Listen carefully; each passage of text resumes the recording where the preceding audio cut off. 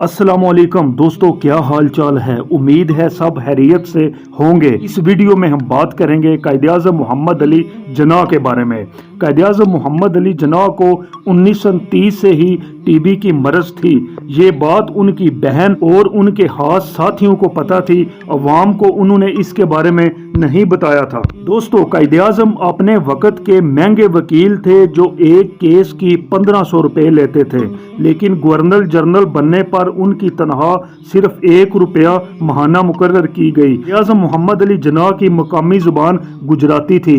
उनके खानदान वाले भी गुजराती बोलते थे, मगर जिन्ना को गुजराती से ज्यादा अंग्रेजी में अबूर हासिल था।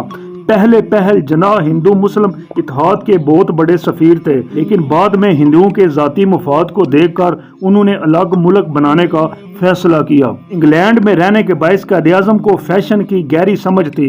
उन्होंने मर्दे दम तक पेंट कोट का लिबास इस्तेमाल किया। कायद-ए-आज़म अपने खानदान का दूसरा बच्चा था। उनके 3 भाई और 3 बहनें थीं। उनकी परवरिश एक दौलतमंद घराने में हुई थी। पहली बीवी की वफात के 25 साल बाद जिन्ना ने दूसरी शादी रतन बाई से की। रतन बाई का तल्लक बरसगीर पाको हिंद के बाअसर खानदान से था।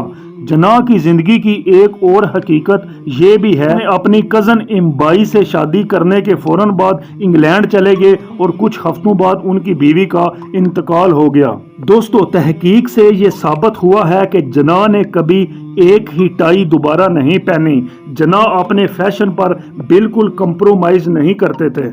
तो दोस्तों, ये थी कायद-ए-आज़म मोहम्मद अली जिन्ना के बारे में एक मुख्तसर सी वीडियो। अगर आपको ये वीडियो पसंद आई तो इस वीडियो को लाजमी लाइक करें और दोस्तों तक शेयर करें। अल्लाह हाफिज़।